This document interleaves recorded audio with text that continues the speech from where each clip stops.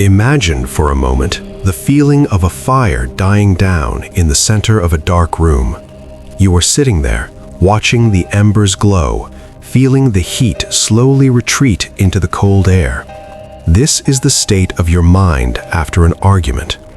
Think back to the last time you tried to prove someone wrong. Maybe it was earlier today, perhaps at your workplace, where a colleague insisted on a method that you knew was inefficient.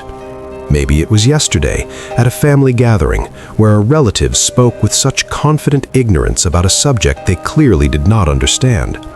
Or perhaps it was in the vast, chaotic digital square of the internet, where a stranger's comment pierced your armor and compelled you to type a furious, well-researched response. Now, sitting in the quiet aftermath of those moments, ask yourself, what did you truly gain? Did the other person suddenly stop, look at you with eyes wide with realization, and thank you for enlightening them? Did their soul shift? Did the world become a brighter place because you corrected them? Or did you simply feel your own heart rate spike, your own peace fracture, and your own precious time evaporate into the void of their stubbornness? We are gathered here to explore a truth that the ancient Stoics understood with crystal clarity, a truth that is perhaps more relevant now in our noisy, hyper-connected world than it ever was in the marble halls of Rome or the lecture porches of Greece. The truth is simple, yet practicing it requires the strength of a warrior and the patience of a saint. The truth is this: you must never argue with a fool. But before you nod in agreement, let us be careful with that word, fool. When the Stoics speak of the fool or the ignorant, they are not insulting a person's intelligence in the academic sense. They are not talking about IQ scores or degrees. In the eyes of Stoicism, a fool is anyone who is enslaved by their own ego, anyone who values being right over being true, anyone who mistakes their opinion for reality and refuses to look at the world through any lens other than their own narrow, clouded window.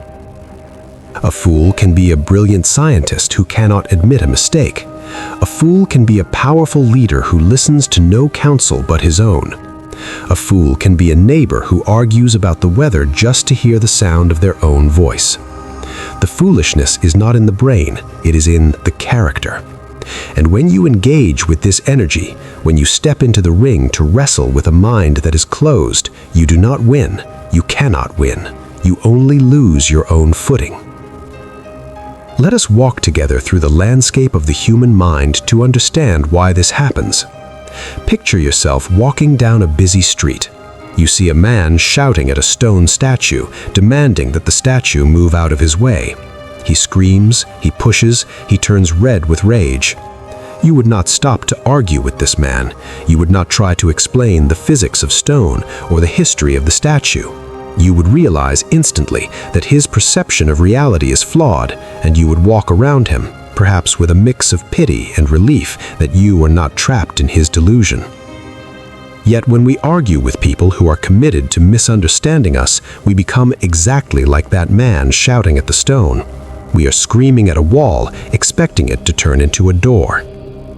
The great emperor Marcus Aurelius, a man who ruled the known world and faced betrayals, wars, and the constant bickering of politicians, reminded himself daily of this.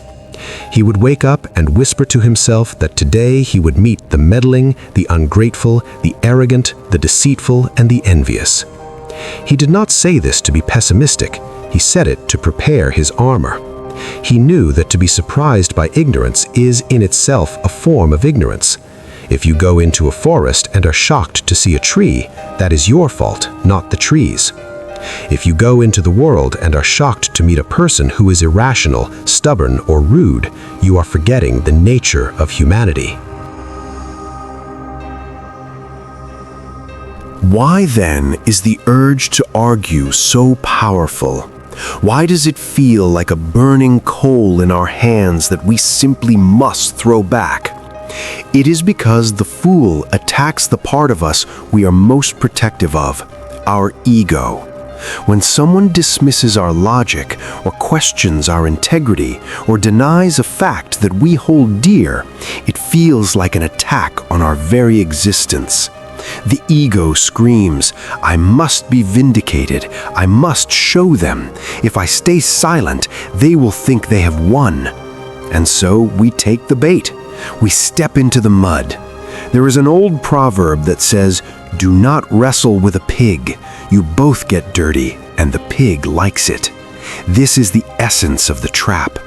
The person who argues for the sake of arguing, the person who trolls, the person who gaslights, they are comfortable in the mud of conflict. That is their home. Chaos is their currency. When you descend from your fortress of reason to meet them in the mud, you are playing a game where the rules are rigged against you. They are not looking for truth, they are looking for a reaction. They are energy vampires feeding off your frustration. Every time you type a paragraph of explanation, every time you raise your voice to make a point, you are feeding the beast. You are handing over your most precious resource, your peace of mind, to someone who does not respect it, does not deserve it, and will likely crush it underfoot without a second thought. Seneca, the great Stoic playwright and statesman, warned us that anger is a temporary madness. Look at what happens to your face when you argue. Look at what happens to your soul. The muscles tighten, the breath becomes shallow, the eyes narrow. You lose your connection to the present moment. You lose your connection to your own values. You become a mirror of the person you are fighting. If they are shouting, you begin to shout. If they are being petty, you become petty. In your desperate attempt to defeat the fool, you become the fool. Is that not the ultimate tragedy? To let someone else's lack of self-control steal your own? To let a stranger's chaotic mind govern the state of your own inner kingdom? The Stoics believed that the mind should be a citadel, a fortress that is impregnable. The events of the world, the insults of others, the noise of the crowd, these are merely clouds passing outside the windows of your fortress. They cannot enter unless you open the door. When you argue, you are throwing the doors wide open and inviting the storm inside. But you might ask, is silence not weakness? If I do not answer, am I not admitting defeat? This is the great illusion. In our culture, we are taught that the last word is the winning word. We are taught that dominance is displayed through volume and speed of retort. But Stoicism teaches a different, deeper kind of power. True power is the ability to choose your response. True power is standing amidst the noise and remaining perfectly still. Silence, when chosen consciously, is not a retreat, it is a weapon. It is a mirror.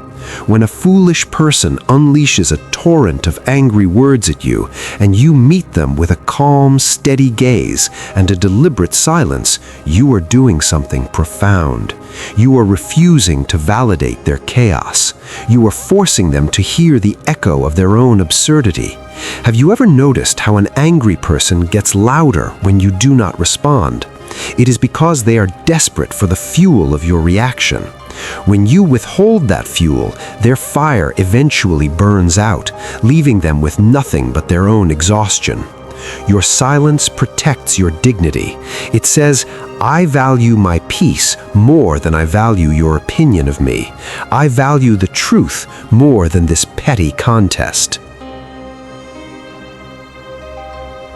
Let us bring this into the practical reality of your daily life.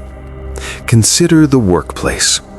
There is always that one person, the contrarian, the one who loves to play devil's advocate, not to explore ideas, but to stall progress. They challenge every proposal, not with logic, but with skepticism born of insecurity. You present a plan, and they immediately list 10 reasons why it will fail, ignoring the 100 reasons why it will succeed. The old you, the pre-Stoic you, would jump in to defend every point, getting flustered, perhaps becoming defensive. The conversation would spiral into a debate about semantics, and the meeting would end in frustration. Now imagine the Stoic approach. You present your plan, they launch their attack. You listen. You truly listen, not to prepare a rebuttal, but to see if there is any grain of truth in their words, because even a fool can stumble upon a truth. If you find a truth, you acknowledge it.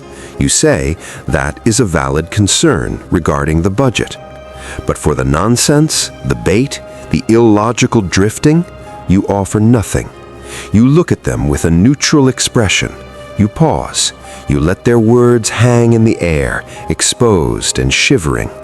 Then you calmly turn back to the group and continue. You do not argue.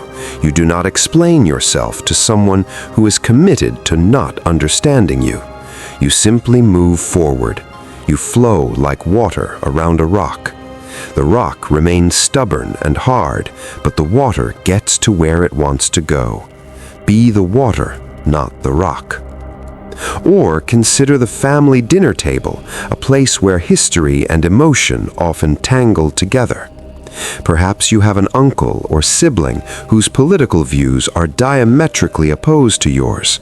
They bring up a topic knowing it will trigger you. They use inflammatory language. They recite headlines that you know are false. The urge to correct them is almost physical. You want to pull out your phone, show them the data, prove them wrong. But wait, pause. Epictetus, the slave who became a philosopher, taught us that we must distinguish between what is in our control and what is not. You control your own voice, your own thoughts, your own emotions. You do not control your uncle's capacity for reason. You do not control the years of conditioning that led him to his beliefs. By arguing, you are trying to control the uncontrollable. You are trying to perform surgery on a mind that has not consented to the operation. Instead, smile. Not a sarcastic smile, but a genuine smile of acceptance. Accept that he is who he is. Accept that the world contains multitudes, and not all of them will agree with you. You can say, that is an interesting perspective, and then ask someone else to pass the salt. In that moment, you have broken the cycle. You have refused to let the poison of conflict enter your bloodstream. You have kept the family gathering peaceful, at least on your end. You have acted with the nobility of a sage. There is a profound freedom in realizing that you do not need to attend every argument you are invited to. You can decline the invitation. You can leave the envelope unopened on the table. This is what it means to be the master of your own soul. The fool wants to drag you into the alleyway of bickering. The sage stays on the high road of purpose. And let us go deeper into the psychology of this. Often, the person arguing with you is not actually arguing with you. They are arguing with a ghost from their past, or they are arguing with their own shadow. They are projecting their unhappiness, their feeling of powerlessness onto you. If you understand this, if you truly see it, then anger gives way to compassion. When a child screams because they are tired, you do not scream back. You understand that they are regulating their emotions poorly because they are immature. Why do we expect more from adults who have never matured emotionally? When someone attacks you with foolish words, see them as a wounded child acting out. You do not need to parent them, but you certainly do not need to fight them. You can view them with a distant, benevolent detachment. As Marcus Aurelius said, the best revenge is to be unlike him who performed the injury. If they are angry, be calm. If they are loud, be quiet. If they are cruel, be kind, or at least be indifferent. Think of your energy as a limited currency. You wake up every morning with a certain amount of mental and emotional coins. Every creative thought costs a coin. Every act of kindness costs a coin. Every moment of focus costs a coin. Arguing with a fool is like taking a handful of your gold coins and throwing them into a sewer. You never get them back. And for what? To feed the sewer rats? Imagine what you could build with that energy instead. If you took all the hours you have spent in your life arguing with people who will never change and applied that time to learning a language, mastering an instrument, building a business, or deepening your relationships with people who actually love and respect you, where would you be today? The opportunity cost of conflict is immense. The Stoic guards their energy jealously. They are stingy with their reactions. They know that life is short and death is waiting in the wings. Do you want your final thoughts to be about that comment section on a news article? Do you want your legacy to be a series of petty disputes? Or do you want to be remembered as someone who possessed a quiet, unshakable dignity? There is a beautiful concept in Stoicism called the view from above. It asks us to zoom out. Imagine lifting yourself out of your body, floating up above the room, above the building, above the city. See the tiny dots of people moving around. See the traffic, the ant-like scurrying of humanity. Go higher. See the curve of the earth, the vast oceans, the swirling clouds. From this vantage point, look down at the two tiny specks arguing about a parking spot, or a political post, or a misunderstood email. How small it looks, how insignificant. In the grand timeline of the universe, where empires rise and fall and stars burn out, does this argument matter? Will it matter in 5 years, in 5 weeks, even in 5 days? Most of the time, the answer is no. The fool is trapped in the immediate, blinded by the trivial. The Stoic sees the eternal. When you keep the big picture in mind, it becomes almost impossible to get dragged into the petty squabbles of the ignorant. You realize that you have better things to do. You have a destiny to fulfill, a character to sculpt. You cannot be distracted by every barking dog along the road. However, we must address a subtle danger. There is a risk that this philosophy can turn into arrogance. One might start thinking, I am the wise Stoic and everyone else is a fool. This is a trap of the ego, just wearing a different mask. We must remain humble.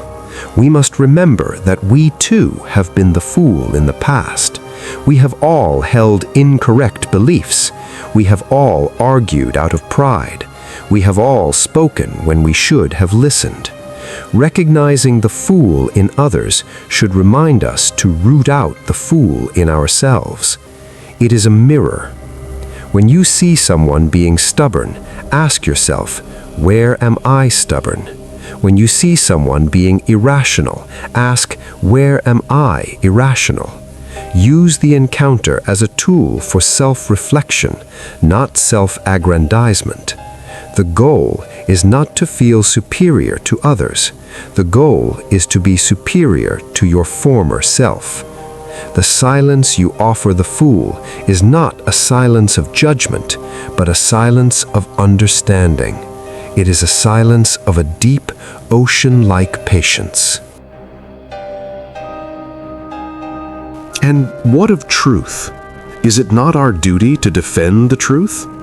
Yes, but we must choose the battlefield.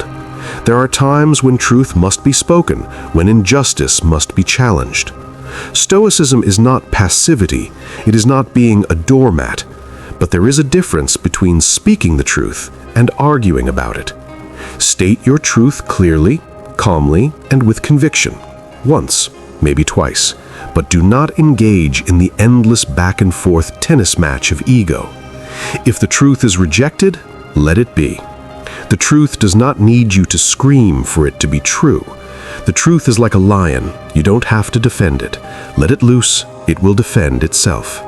If someone wants to believe that 2 + 2 = 5, you can correct them gently. If they persist, let them walk away believing it. The universe will eventually correct them. Bridges built on bad math collapse. Lifestyles built on lies crumble. Reality has a way of asserting itself that is far more powerful than your arguments ever could be. Trust in the nature of reality. Trust that you do not need to be the police officer of the universe. As we move deeper into this practice, you will begin to notice a physical change in your life. When you stop arguing with fools, your stress levels drop, your blood pressure regulates, your sleep improves. You stop carrying the phantom conversations in your head. You know the ones where you replay the argument in the shower, thinking of the perfect comeback you should have said. Those vanish. Your mind becomes a clear lake, and in that clarity, you find a new source of charisma. People are drawn to those who are self-possessed. When you are the one person in the room who does not get triggered, who does not explode, who listens with a half smile and responds with measured calm, you become the leader. You become the anchor in the storm. People begin to look to you for strength. Even the fools eventually may come to respect you, for they sense a power in you that they do not understand, the power of a mind that cannot be manipulated. So, how do we practice this tomorrow? How do we take this philosophy from the realm of words into the realm of action? Start small. The next time you feel that trigger, that spark of irritation when someone says something foolish, catch it. Catch the spark before it becomes a flame. Take a deep breath. Physically relax your shoulders. Unclench your jaw. Remind yourself, this is a test. This is the universe asking me if I am a master of myself or a slave to my impulses. Choose the silence. If you must speak, speak slowly. Speak softly. Ask a question instead of making a statement. Ask, why do you feel that way? Or what leads you to that conclusion? Often, asking a fool to explain their logic causes their argument to fall apart on its own without you having to push it. And if they attack you personally, remember the words of Epictetus. If they knew my other faults, they would not have mentioned only these. Laugh at yourself. Be like a ghost. Let their insults pass right through you. There is nothing for their words to hit. You are transparent to their anger. It is a journey, this path of wisdom. You will fail. You will lose your temper. You will find yourself halfway through an argument before you realize what you are doing. That is okay. Forgive yourself and step back. The path of Stoicism is not about perfection. It is about progress. It is about the direction you are facing. Every time you choose silence over noise, every time you choose peace over conflict, you are placing a brick in the wall of your inner citadel. You are building a sanctuary where your soul can rest. The world will always be full of noise. There will always be confusion, ignorance, and misinterpretation. That is the nature of the human crowd. But you do not have to be part of the crowd. You can be the observer. You can be the calm center. Imagine a life where your happiness is no longer dependent on the agreement of others. Imagine a life where your validation comes from within, from your own commitment to virtue and reason. This is the promise of Stoicism. It is the promise of an unshakable life. By refusing to argue with fools, you are reclaiming your time, your energy, and your dignity. You are stepping out of the mud and walking on solid ground. The air is cleaner here. The view is clearer. You are free. As this reflection comes to a close, I invite you to make a silent pact with yourself. Promise yourself that from this day forward, you will be the guardian of your own peace. You will not trade your tranquility for a moment of ego. You will treat the ignorant with patience and the stubborn with distance. You will be a lighthouse, standing firm, shining your light, letting the waves crash where they may, but never, ever moving from your foundation. If this message has resonated with the deeper parts of your spirit, if you feel the truth of these words settling into your bones, then you are ready for the path we walk together here.